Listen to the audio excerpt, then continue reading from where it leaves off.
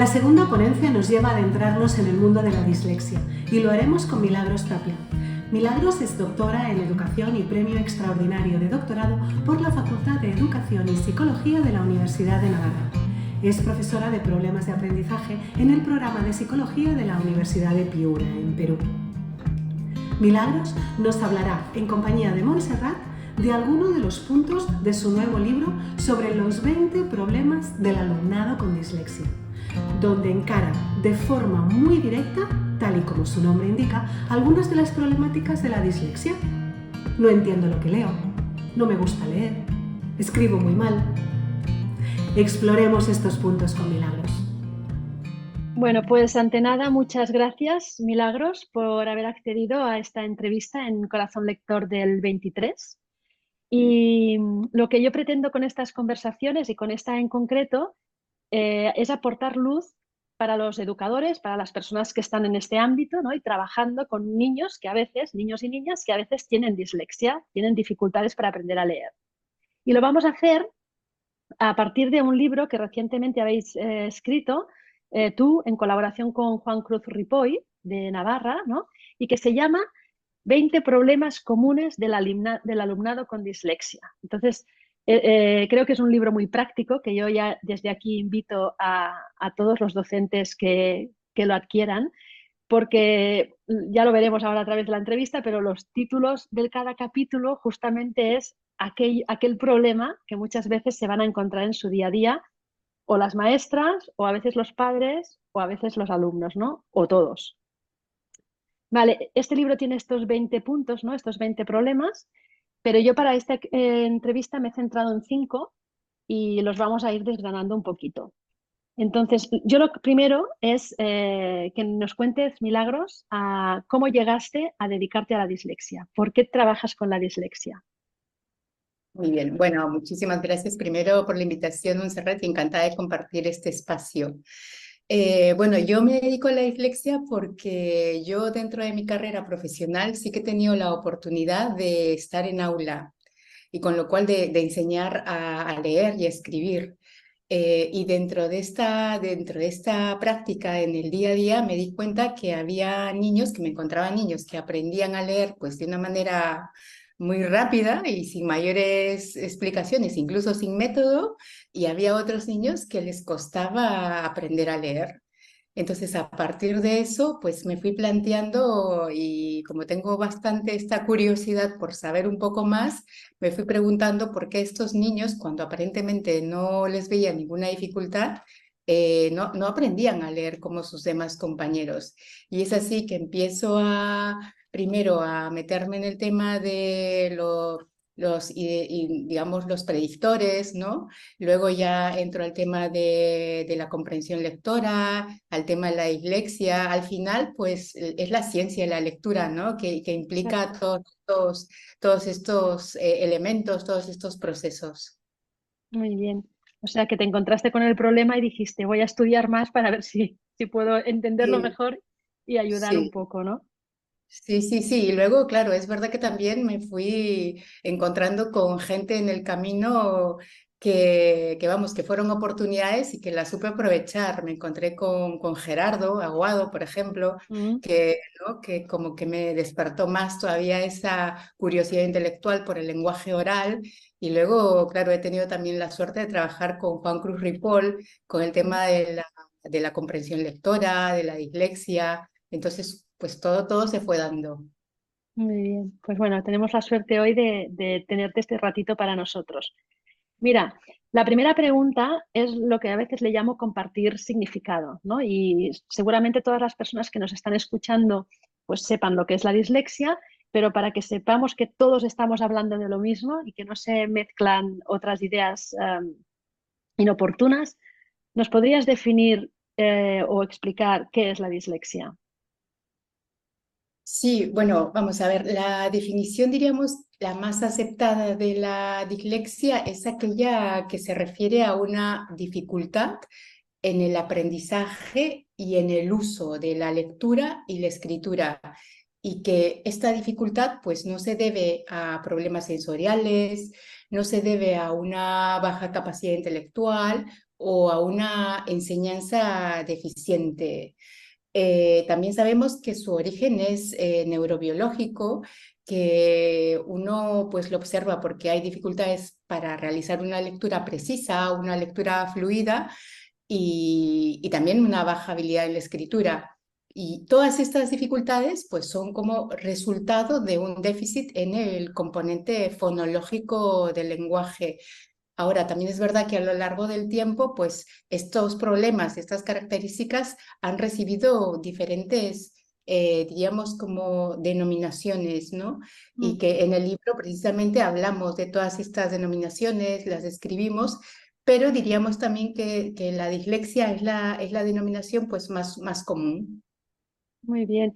Y de todo lo que has explicado, hay una parte que me gustaría resaltar cuando dices no se debe ni a baja inteligencia ni a... Es decir, no tenemos a niños vagos, no tenemos a maestras que no sepan enseñar a leer, no es este el problema, ¿no? O sea, porque este es lo que a veces, muchas veces se encuentran, ¿no? Que cuando no diagnosticamos, muchas veces creemos que tenemos a niños que no leen porque son vagos o que tenemos a maestras que no han enseñado bien a leer. ¿No? Esto es importante que todo el mundo a día de hoy ya lo tenga muy claro, ¿no?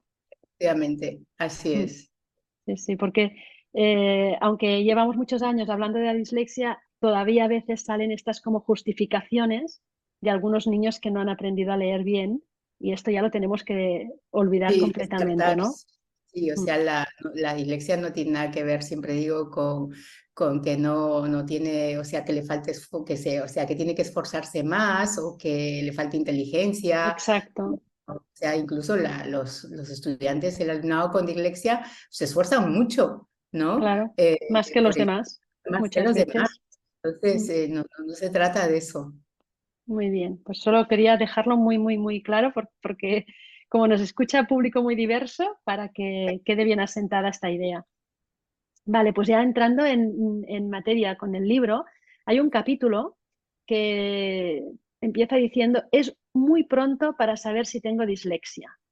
Y aquí habláis de la paradoja de la dislexia, que me gustó mucho esta manera de explicarlo, ¿vale? Porque decís que aunque las condiciones que engendran la dislexia son previas al momento de enseñanza de la lectura, eh, no se manifiestan hasta que los niños están empezando a leer. Por lo tanto, eh, es un punto difícil para la detección precoz. Entonces, ¿hay manera de resolver esta paradoja o al menos de paliar un poco las limitaciones que nos produce? Bueno, entonces sí, efectivamente sabemos que los criterios que empleamos para el diagnóstico de la dislexia nos indican que esta dificultad que se presenta debe ser una dificultad evidente, debe ser una dificultad persistente, ¿no? Y normalmente no podemos obtener esta información hasta que no haya transcurrido pues un tiempo de escolaridad. Y efectivamente, esta paradoja de la dislexia es esa discrepancia, ¿no? Esa discrepancia entre en el momento en que se diagnostica la dislexia y en el que la intervención ha demostrado que es más eficaz para digamos, la investigación ha demostrado que es más eficaz precisamente para esta intervención, ¿no? Entonces, la pregunta es, claro, ¿hay manera de resolver esta paradoja o al menos, digamos, paliar sus limitaciones? Pues sí, por un lado, lo primero, identificar los alumnos en riesgo, ¿no? Aquellos alumnos en riesgo de presentar algunas dificultades de aprendizaje antes de que se aproximen a su aprendizaje formal, diríamos, de la lectura. ¿Y cómo? Pues basándonos en los predictores, ¿no? En la conciencia fonológica, esto que sabemos, en la velocidad para nombrar estímulos familiares, en los estímulos familiares o no familiares, ¿no? Estímulos, digamos, alfanuméricos, por ejemplo, también, ¿no? Que es la velocidad de denominación en la memoria fonológica y también sabemos que el conocimiento de las letras es otro predictor, ¿no?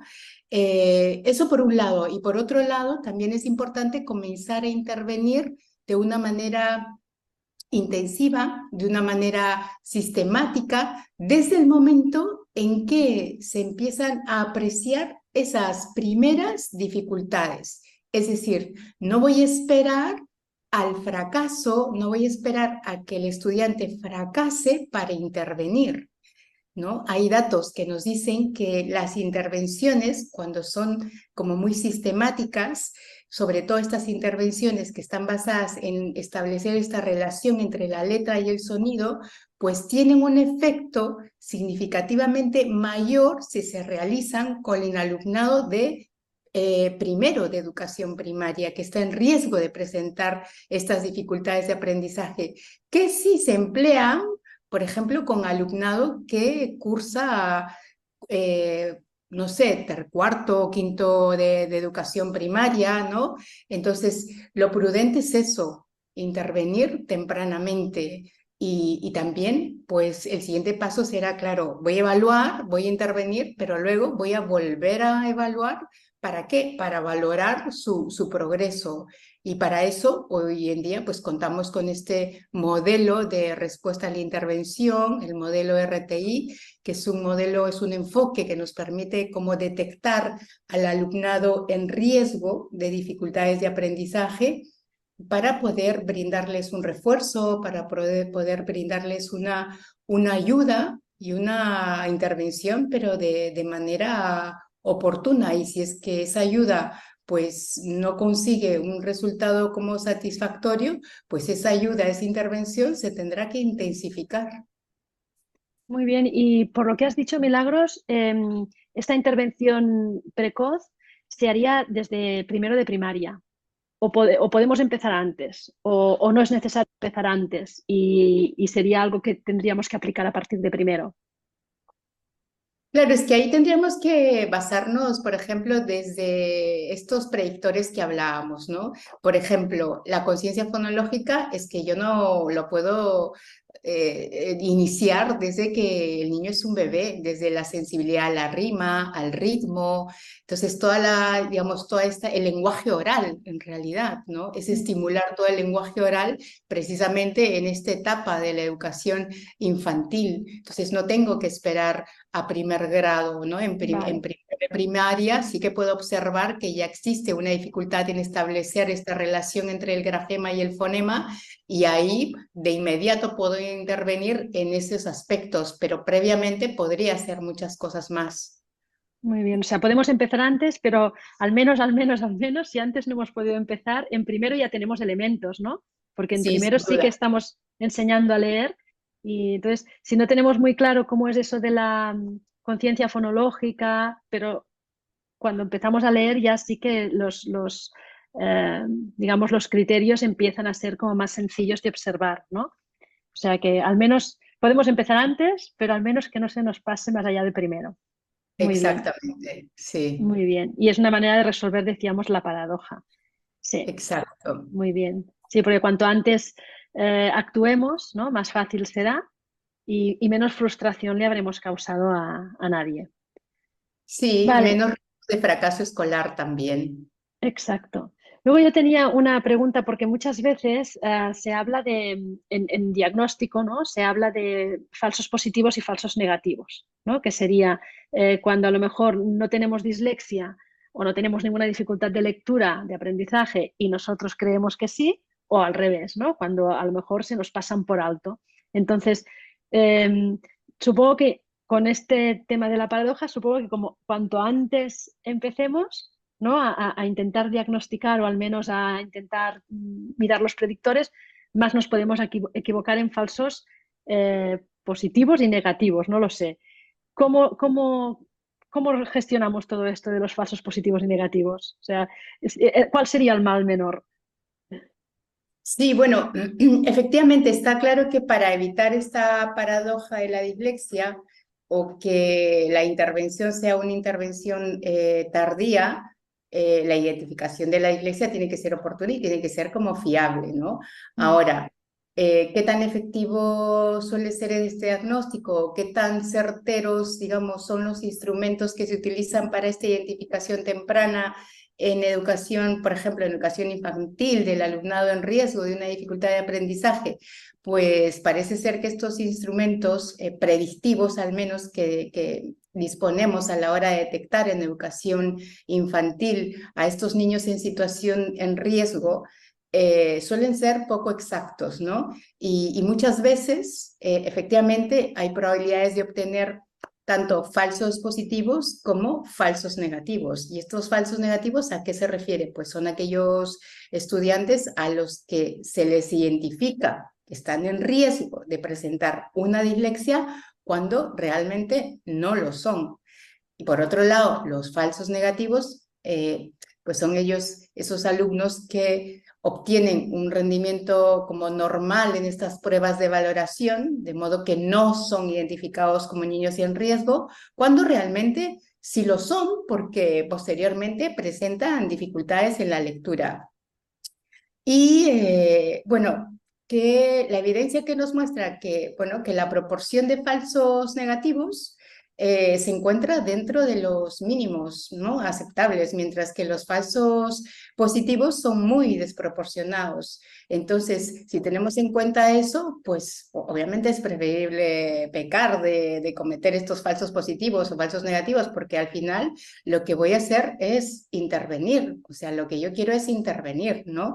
Y con eso, como decíamos, lo que vamos a hacer es reducir el riesgo al fracaso escolar y que repercuta otras áreas más allá del aprendizaje, la autoestima, la parte emocional, social, en fin. Entonces aquí lo importante es, bueno, no son, digamos, tan fiables, pero lo importante es que vamos a poder intervenir en aquellos alumnos también que son detectados pues en riesgo, y lo que decíamos anteriormente, también es cuestión de evaluar y volver a evaluar, ¿no? Es como una evaluación como constante también, no es que evalúo y ya me olvido, ¿no? Hay que hacer como un seguimiento, y de eso se trata, porque además cuando haces una evaluación es una foto, es la foto del momento, pero luego quiero ver si lo que estoy haciendo también tiene validez, y para eso tengo que volver a evaluar. Exacto, o sea que no tenemos que, o sea, eso no tiene que ser una excusa para no evaluar cuando los niños son pues a una tierna edad, que es lo que a veces ocurre, ¿no? A veces hay personas que no piensan que son demasiado pequeños, tienen miedo a las etiquetas, ¿no? Tienen miedo a etiquetar, y entonces esto a veces, bueno, es una posición que es comprensible, pero que no es tan adecuada, ¿no? Por lo que dices, más vale que pequemos de falsos positivos y negativos, y tampoco vamos a darles ningún antibiótico, ¿no? O sea, Exacto. vamos a intervenir enseñando lectura, y eso es bueno para todos, ¿no? Sí, para todos, efectivamente. Exacto. Muy bien. Vale, tenéis otro capítulo que se titula Leo muy despacio, ¿vale? Y allí pues habláis de las variables, de las variables que intervienen en la lectura, y hay una variable muy controvertida que es el de la fluidez lectora, el de la velocidad lectora. Nosotros, bueno, en Glyphing es nuestro punto de partida, es este, ¿no? O sea, si leemos demasiado despacio, esto es un indicador de dificultad, pero seguimos encontrando, ¿no?, mucha gente que te dice, por ejemplo, niños pequeños te dice, lee despacio, pero no importa, porque entiende, o lee despacio, pero no importa, porque es pequeño, ¿no? Bueno, igual luego sí que nos importa y ya estamos ya llegando un poquito tarde. Vale, de todas formas, ¿qué es la fluidez lectora? Porque hay gente que habla de la velocidad, hay gente que habla de la precisión. ¿Qué es para vosotros cuando estáis hablando de fluidez lectora? ¿Qué variables tenemos en cuenta? Sí, bueno, en realidad la fluidez lectora diríamos que probablemente es, digamos, el aspecto de la lectura más afectado en el alumnado hispanohablante con dislexia, ¿no?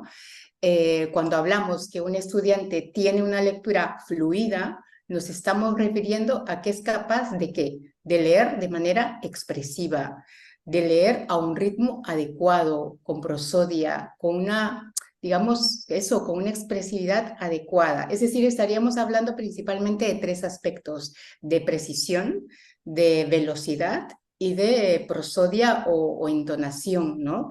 Y por otro lado, sí, también sabemos, los estudios nos los dicen, que hay una interdependencia entre la fluidez y la comprensión.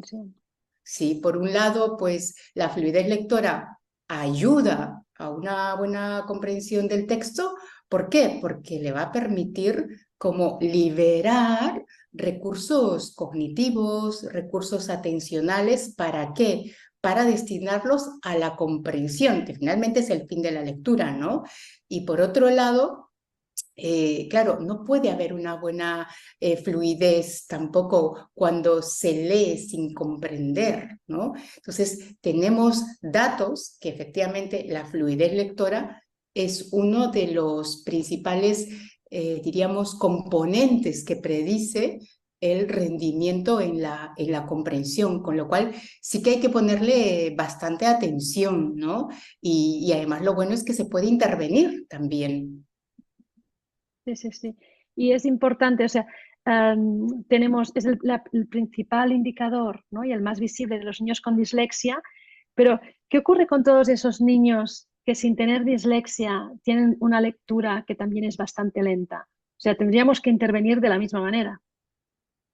Sí, finalmente la intervención va enfocada al objetivo que es mejorar la fluidez, ¿no? Entonces la fluidez, como hemos dicho, o es mejorar su precisión, o es mejorar pues la velocidad, o es mejorar la prosodia, o es mejorar en conjunto, o mejora también la precisión y a la misma vez mejora la velocidad. También es como un proceso como interactivo. Entonces, independientemente de la condición, digamos, del alumno, pues la intervención va a ser prácticamente la misma, ¿no? La lectura asistida, por ejemplo, las lecturas repetidas, asistidas, la lectura en parejas, la lectura, el teatro de lectores, pues todas estas como estrategias nos van a servir independientemente de las características del alumnado para mejorar la fluidez lectora. Exacto. Muy bien. Bueno, creo, ya lo has dicho un poco, pero para que quede muy, muy, muy, muy claro, ¿cómo se relaciona velocidad y comprensión? Sí, bueno, más que velocidad, hemos dicho, o sea, es como más fluidez lectora, ¿no? Que es Mm, distinto, porque, digamos, leer más rápido no siempre significa como comprender más, ¿no? mm. Normalmente cuando leemos muy rápido, corremos como el riesgo de perder cierta parte de la información, ¿no? Ahora, no obstante, sí es bueno, obviamente, trabajar la velocidad de la lectura y digamos, esto va, como dijo, va a repercutir en su fluidez lectora y esto va a repercutir en su comprensión lectora. Entonces, la fluidez diría yo, más importante que la velocidad lectora, ¿no? Vale. Entonces, cuando hablamos de fluidez, tenemos en cuenta esos tres puntos que has dicho antes, que sería la velocidad, la Precisión, corrección, la precisión y la prosodia. exactamente. Vale. Y añadimos que todo esto nos va a llevar a una buena comprensión. Y una buena comprensión también nos va a ayudar en la fluidez, ¿no? Exacto. Sería este el... Muy bien, Exactamente, hay una interdependencia entre esos dos elementos. muy bien. Y bueno, ahora haciendo referencia a otro de los puntos de vuestro libro, ¿no? Hay un capítulo que dice, consigo leer las cosas, pero me cuesta comprender y aprender, ¿vale? Y aquí, consigo leer las cosas significa que sí que hay una buena fluidez y a pesar de eso tenemos problemas de comprensión.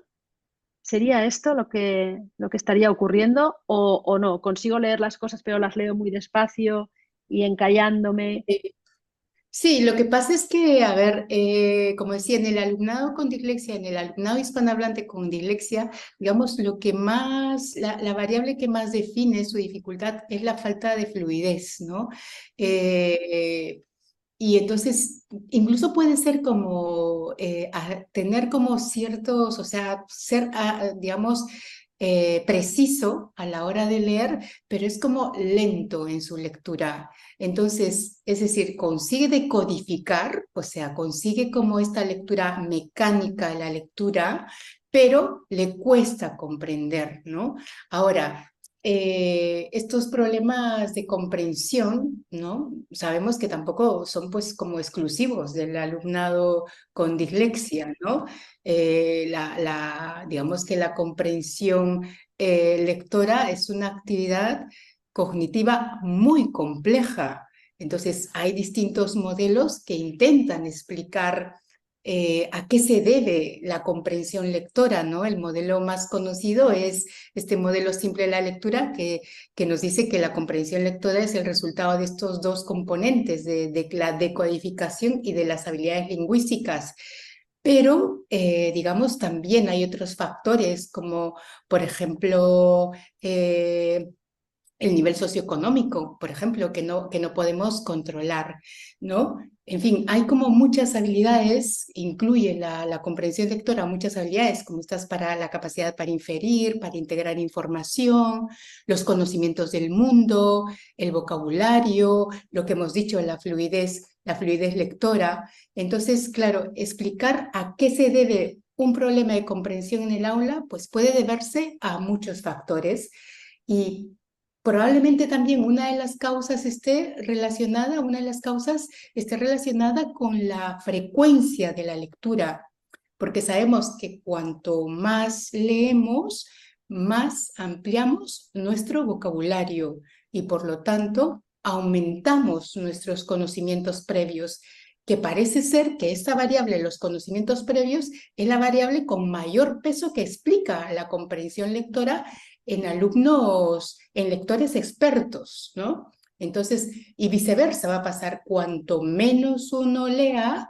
menos probabilidades tendremos de aumentar nuestros conocimientos, nuestro vocabulario, y obviamente esto va a impactar en la comprensión, con lo cual pues un déficit de comprensión en el aula puede verse a una mala decodificación, a una falta de fluidez, a pocos conocimientos previos, en fin, puede haber o que no está familiarizado con ciertas estructuras sintácticas de ese texto, en fin, puede haber muchas razones, ¿no? Y por otro lado, también hay que considerar que actualmente, independientemente si el alumno es un alumno con dislexia o no, el alumnado en general tiende a ser como una lectura superficial. Es decir, tampoco es que no cuentan, es decir, no son estratégicos a la hora de leer, ¿no? No cuentan con un número de estrategias de comprensión adecuado, o si la cuenta, si tienen esas estrategias, tienen un escaso manejo de ellas, que las tendrían que usar antes de leer, durante o después de leer. Por ejemplo, antes de leer, realmente se preguntan los alumnos: ¿cuál es el objetivo de mi lectura? ¿No? Porque el alumno puede tener un objetivo y quizás el maestro tiene otro. O durante la lectura, por ejemplo, supervisar su comprensión, o después de la lectura, saber organizar sus ideas, hacer resúmenes, en fin. Entonces, también es verdad que la causa va a depender de la edad en que la causa de un problema de comprensión, como digo, independientemente del tipo de alumnado, va a depender de la edad en que se encuentre este alumno, ¿no? Probablemente un niño pequeño, sus problemas de comprensión, un niño que está aprendiendo a leer primero de primaria, por ejemplo, sus problemas de comprensión se pueden deber a una falta de automatización, es decir, a un problema de decodificación. En cambio, pues un alumno quizás adolescente puede deberse a un escaso vocabulario, con lo cual, pues eso, vemos que la comprensión lectora es bastante compleja, ¿no? Pero de base, o sea, es necesario que decodifique bien, ¿no? Esta fluidez que hemos dicho que es importantísimo, primero de primaria, mucha práctica intensiva, sistemática, un seguimiento, un acompañamiento para evitar que luego repercuta en su comprensión.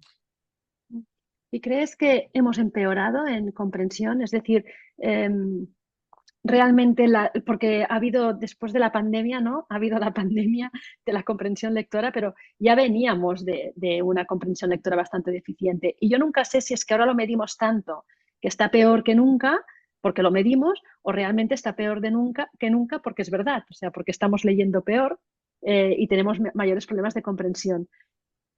¿Tú qué crees o sabes si los estudios dicen algo en un sentido u en otro? Sí, bueno, en realidad sí es verdad, o sea, los puntajes, los índices sí han disminuido, ¿no? En general.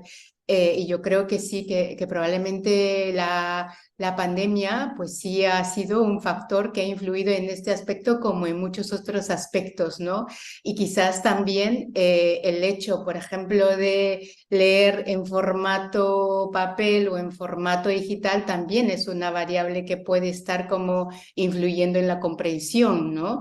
Leer en formato digital es distinto que leer en formato papel. En formato papel hay más probabilidades de que la comprensión sea mejor, con lo cual, pues estos años de pandemia, pues de alguna manera han llevado al estudiante y a todos a leer más en formato digital y quizás como lo que te decía, a hacer una lectura más superficial, ¿no? No detenernos en aspectos que tendríamos que detenernos a la hora de la lectura, ni quizás también hemos perdido como esta capacidad de ser estratégicos a la hora de leer.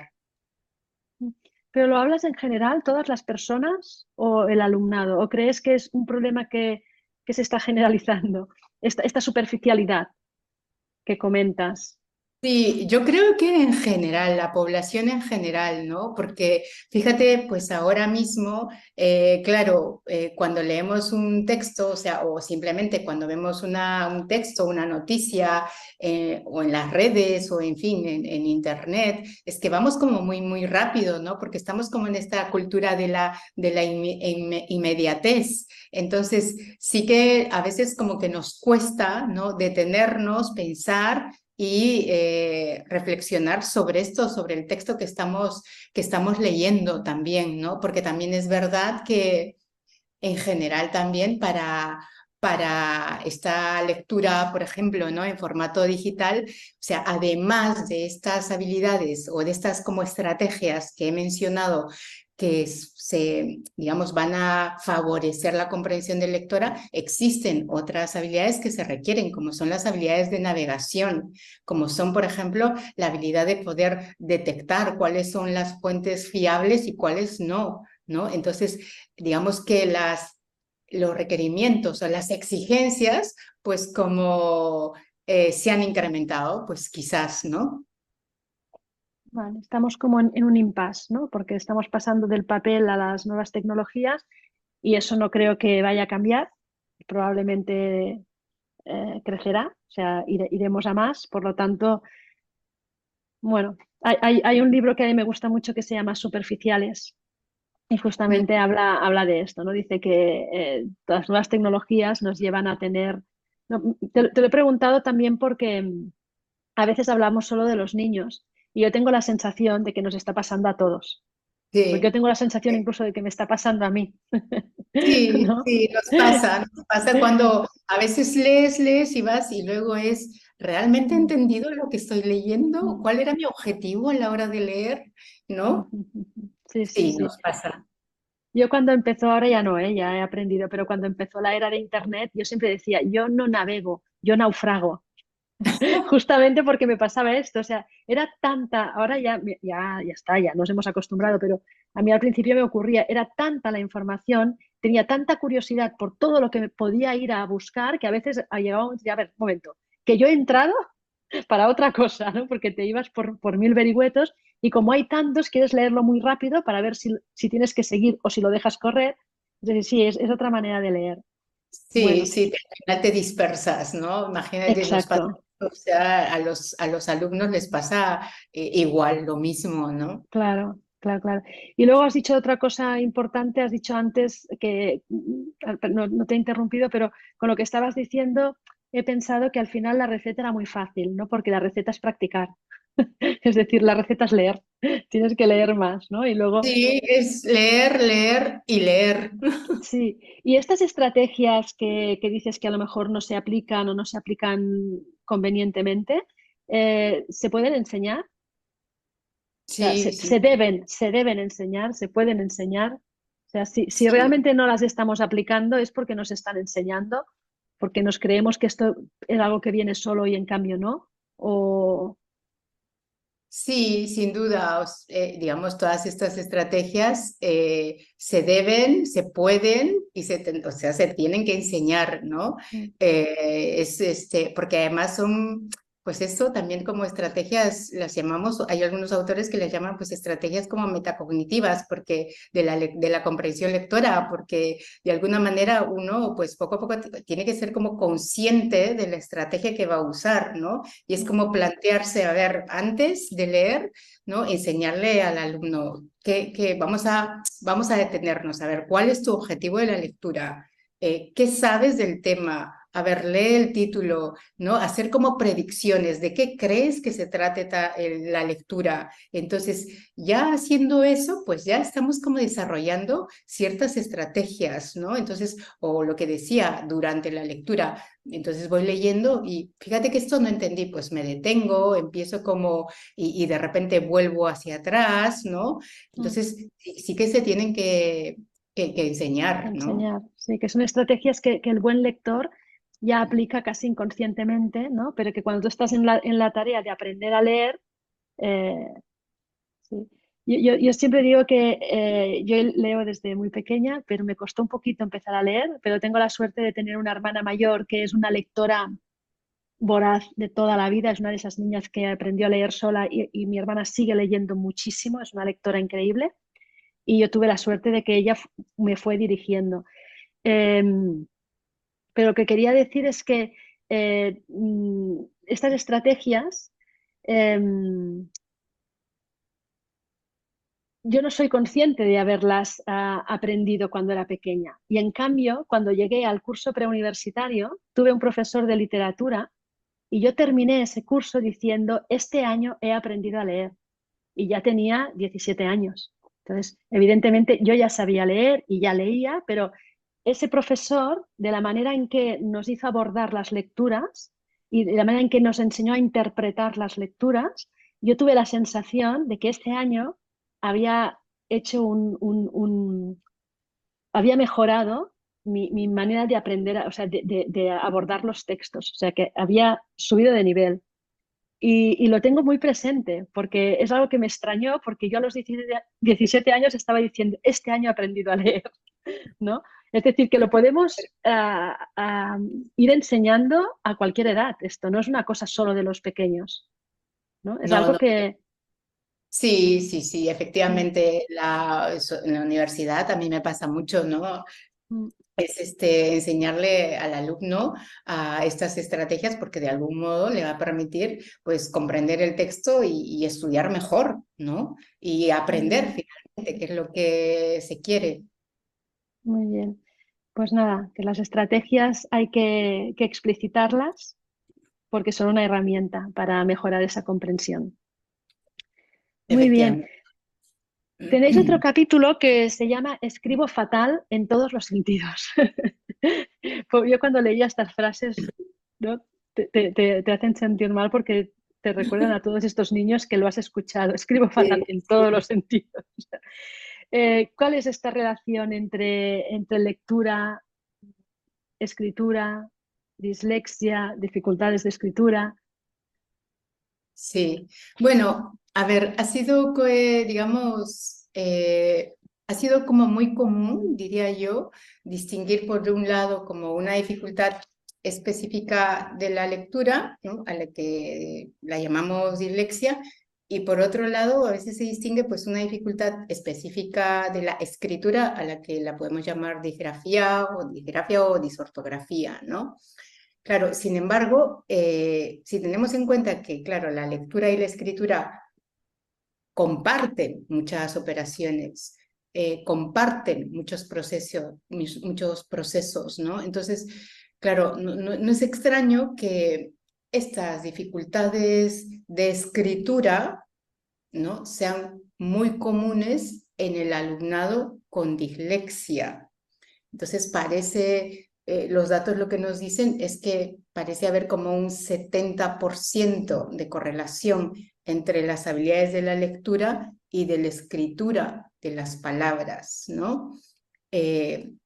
Las dificultades en la escritura pues puede afectar la caligrafía, pueden haber errores en la transcripción, pueden haber obviamente errores en la ortografía y errores obviamente en la expresión escrita, ¿no? Entonces, claro, estos errores, por ejemplo, de caligrafía, pues tampoco parece tratarse de problemas, digamos, solamente, digamos, que afecten al alumnado con dislexia, ¿no?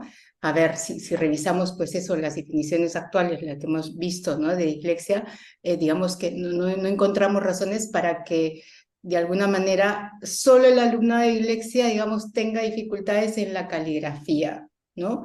Entonces, diríamos que sin embargo, hay un porcentaje también, digamos, interesante de personas con dislexia que presenta, por ejemplo, problemas de movimiento, problemas de coordinación, y estos problemas de movimiento, pues de motricidad, pues podrían como repercutir, ¿no? En su coordinación motora fina, por ejemplo, ¿no? Y luego los errores, por ejemplo, en la transcripción, claro, tenemos datos que nos lleva a pensar que los problemas de escritura podrían ser una característica de la dislexia más que un tipo diferente, ¿no? De dificultad o de trastorno de aprendizaje.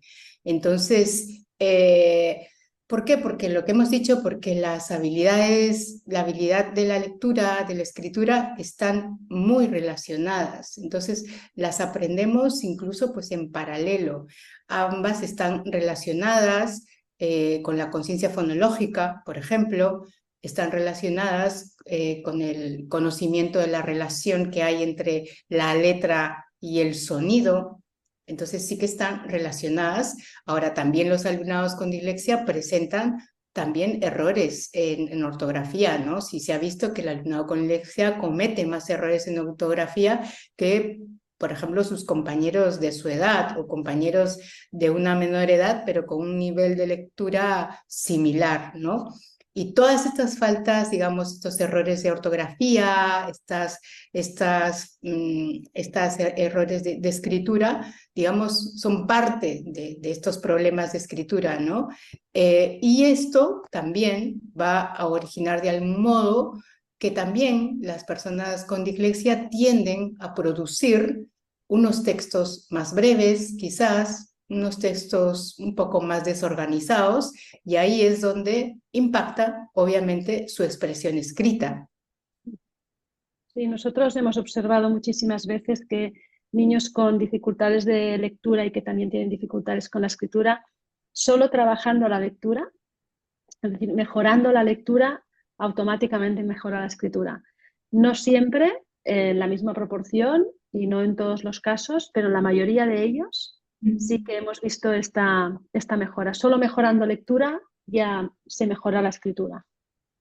Por lo tanto, en la práctica también se ve esta relación. Exactamente. Muy bien. Y luego, bueno, tengo aquí como la última pregunta, ¿no? La pregunta del millón, porque es el capítulo que se llama No me gusta leer, ¿no? Entonces, yo digo, estamos hablando de dislexia porque vuestro libro se refiere a la dislexia, pero yo insisto en que hay muchas personas, muchos niños, muchas niñas que sin tener dislexia, o sea, sin tener un diagnóstico, están con esas dificultades de lectura o con esa lectura deficiente o con estas dificultades de comprensión, de ortografía. Y luego hay el gran problema de hoy en día, ¿no? Que hay muchos niños que dicen no me gusta leer. Entonces ¿por qué ocurre esto en la dislexia y por qué ocurre esto? Parece ser que mucho también en niños y niñas que no tienen ninguna dificultad de lectura. Bueno, sin duda, en el alumnado con dislexia, pues no le gusta leer, pues porque, digamos, cuando se enfrenta a un texto, no tiene como el éxito esperado, ¿no? Es decir, él ve que no tiene esa experiencia de logro, Entonces, al no tener como cualquier otra persona, cuando tú no tienes una experiencia de logro en alguna actividad, pues empiezas a evadir, ¿no? Empiezas a evadir esa actividad o esa acción. Entonces, pues lo mismo pasa con el alumnado con dislexia. Se ve que no tiene pues éxito en la lectura, entonces empieza a rechazar, empieza a rechazar la lectura y empieza a perder pues la motivación hacia la lectura. Eh, y además lo que decíamos en algún momento, o sea, cuando el alumno lee bien, probablemente disfrute la lectura, y cuando disfrute la lectura aumenta su vocabulario y es como un círculo como virtuoso en la lectura, pues lo inverso también pasa, ¿no? Entonces, diríamos que sí, en general también, independientemente del alumnado con dislexia, pues hay niños, ¿no? Adolescentes a los que no les gusta leer.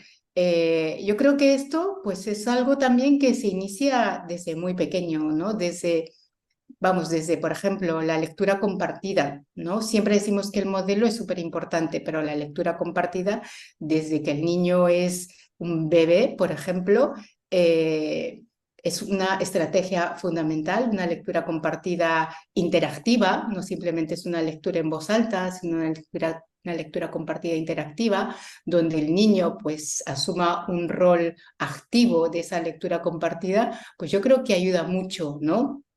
Ahora, contar con recursos no es tan fácil tampoco, digamos, encontrar, que los hemos buscado como recursos eficaces para aumentar ese interés por la lectura ya en los niños y en los adolescentes, ¿no? Pero dentro de lo que proponemos en el libro, por ejemplo, está, bueno, por ejemplo, permitir que el alumno elija, ¿no? El libro que quiere leer, ¿no?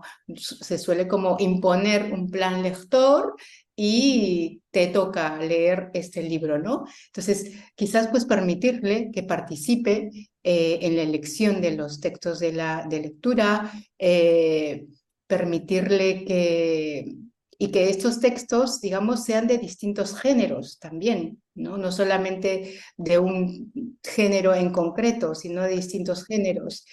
Y luego permitirle, claro, elegir textos que estén relacionados con los intereses del lector, ¿no? Que estén relacionados. Eso es importante. Muchas veces te encuentras con padres que, bueno, por ejemplo, a mí me preguntan y me dicen, mi hijo, no sé, tiene 8 años, ¿qué me recomiendas que le compre? ¿Algún libro?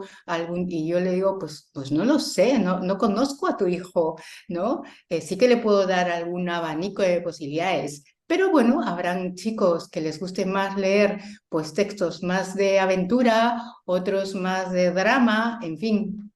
Entonces ahí que tienen que estar como relacionados con el interés del lector, porque puedes establecer como un vínculo, ¿no? Este vínculo afectivo es súper importante, ¿no?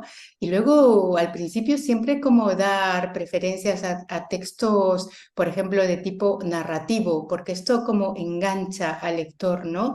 O dar preferencia también a textos polémicos, donde por ejemplo, un adolescente puede tener contacto con puntos de vista controvertidos. Entonces, esto le va a generar por la misma, digamos, por el mismo desarrollo, por las mismas características del adolescente. Si le pones pues un texto polémico que tiene contacto con esto, con puntos de vista que pueden ser como eso, como muy controvertidos, pues va a captar su atención, ¿no? Y también es importante. Claro, previamente a la lectura es ideal que nos demos cuenta si es que esa lectura que le hemos recomendado, hemos sugerido al alumno, el vocabulario con el que, digamos, ese vocabulario, pues realmente ese alumno va a tener como acceso, o sea, conoce el vocabulario, por lo menos, pues no sé, como un 80% de las palabras que están escritas, o puede resultar como muy lejano para el alumno, ¿no? Entonces, hay que tener en cuenta también, como digo, las características del alumno, ¿no? Será distinto quizás el interés que pueda representar un alumno que vive, no sé, en España que un alumno que vive en Argentina o que vive en Perú. También esas características son importantes, incluso dentro de un mismo país, o incluso dentro de una misma familia, ¿no? Entonces, yo creo que todos estos aspectos pueden como favorecer el interés, ¿no? O despertar el interés por la lectura. Sí, sí, sí. De todas formas, yo creo también que los adolescentes y los niños hoy en día tienen como mucha competencia. O sea, la lectura tiene mucha competencia, tienen muchas otras cosas a disposición, ¿no? Que a veces son más fáciles también de, ¿no? Es más fácil ponerse delante de una pantalla y recibir el impacto de una película, ¿no? Que hay un trabajo un poco más pasivo que la actividad cerebral que supone enfrentarse a la lectura. No sé si esto crees que es algo que también nos está influyendo hoy en día o... Sí, sí, sin duda sí. O sea, de hecho que, a ver, digamos, la lectura sí, pues es una, como hemos dicho, es una actividad compleja, con lo cual requiere Ujú. esfuerzo y esfuerzo, un esfuerzo mental, un esfuerzo cognitivo. Entonces, claro, pues por las mismas circunstancias de los niños que están expuestos a estímulos, ¿no? Que captan de inmediato la atención, es niños y adolescentes, ¿no? Ujú. Entonces, claro, exponerlos a un texto, a que lea una obra, ¿no? Un cuento, pues realmente es una competencia. Entonces, por eso es como ir también de poco a poco, ¿no? Es decir, yendo poco a poco y esto va a ir generando pues interés, ¿no? En la lectura. Exacto. Intentando que sea un acto placentero, ¿no? Para Intentando que que... sea así. Y finalmente, por ejemplo, no sé si es que el alumno con dislexia le cuesta mucho leer y que pues en realidad lo que tiene que hacer es recibir, o sea, leer, ¿no? Pues puedo sí utilizar algunos recursos tecnológicos como la conversión de texto a voz, ¿no? Con lo cual, por ejemplo, los audiolibros también es una buena estrategia como al menos ir como enganchándose con el texto que va a leer, ¿no? El alumno, el adolescente, el niño. Muy bien. Pues muchas gracias, Milagros. Yo no tengo más preguntas porque pienso que la gente lo que tiene que hacer es ir al libro, porque todo él es muy interesante. Ya digo, aquí hemos comentado poquitas cosas, pero hay 20 puntos refrendados con estudios y con todo vuestro conocimiento. ¿Y quieres añadir alguna cosa final o alguna cosa que sea como el resumen de este tema de la dislexia y de la lectura? ¿Quieres añadir algo así para como... Bueno, quizás simplemente que, a ver, la dislexia, aunque hay mucha investigación sobre la dislexia, sobre la lectura, sobre la comprensión, pues aún falta sensibilizar a la gente sobre este tema, ¿no? Yo creo que ahí hay que ser como muy también serios, ¿no? Hay muchos mitos sobre la dislexia, con lo cual hay que, si tenemos pues niños, alumnos, hijos con dislexia, hay que intentar buscar los profesionales más adecuados para que esta intervención pues sea como basada en la evidencia, ¿no? Porque así se aprovecha el tiempo, se aprovechan los recursos, ¿no? Entonces, y otro punto que también me parece importante es la formación del profesorado. O sea, hay profesorado súper bueno, la verdad, que pone muchísimo esfuerzo, pero que muchas veces lo ha aprendido en el camino, ya en su práctica profesional, porque digamos, a lo mejor no sé, en algunos planes de estudio de muchas facultades de magisterio, de educación, pues no se incluye este tema de una manera pues precisa o, o de una manera sólida, ¿no? Entonces, quizás creo que ese es un punto que hay que ponerle pues mayor interés y mucho esfuerzo. Muy bien, pues mira, con estas palabras terminamos la entrevista. Muchísimas gracias, Milagros. Muchísimas gracias por haber asistido a Corazón Lector 23 y esperemos conocernos personalmente pues aquí o en Perú o, o donde sea, que el mundo es redondo, es fácil ir a cualquier sitio. Muchísimas gracias, José, por la invitación y ha sido pues también muy grato para mí compartir este espacio contigo y aquí en Corazón Lector.